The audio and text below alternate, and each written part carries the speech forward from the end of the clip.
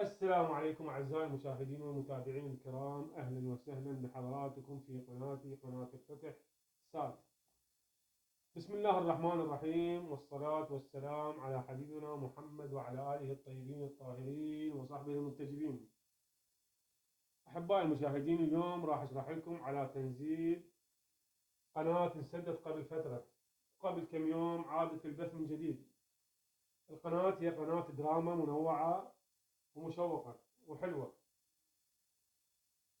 وأريد من حضراتكم التركيز وياي حتى القناة تنزل بسهولة. أحبائي المشاهدين، التردد هو 12604 12604. القطبية حرف في عمودي أو رأسي. معدل الترميز 27500 27500. وهذا التردد من حضراتكم.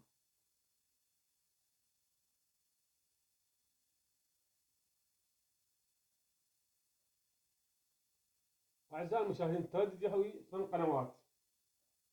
حتى تعرف أن القناة نزلت عندك، وكل المطلوب منك هو جهاز HD وإشارة فوق المتوسطة. أحبائي القناة إذا ما نزلت عندك سوي حذف بالتردد ونزله من جديد، وراح أشرح لك إياه عملي. والقناة راح تنزل عندك بهذا الاسم مثل ما هو باين عندكم.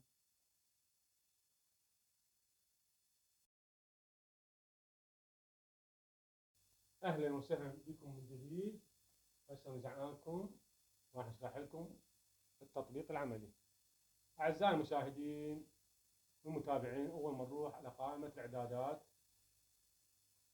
اضغط اوكي، راح تنزل عندنا هاي القائمة. انزل على رابع اختيار وهو قائمة الترددات الTV، اضغط عليها اوكي. بهذا الشكل اروح على اضافة تردد.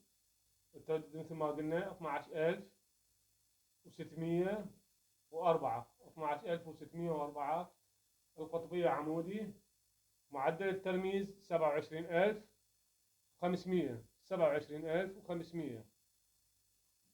اضغط حفظ او موافق. نزل عند التردد، اعطيه تحديد ومن ثم بحث. انتظر التحديث يا اعزائي المشاهدين.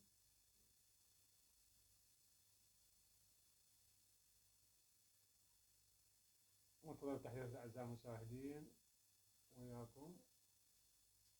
ونزل عندك 8 قنوات.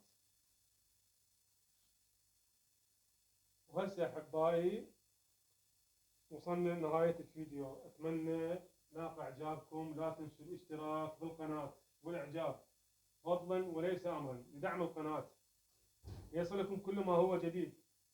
الى اللقاء في فيديو قادم. اسعد الله اوقاتكم ودمتم بألف خير. تحياتي يا غوالي.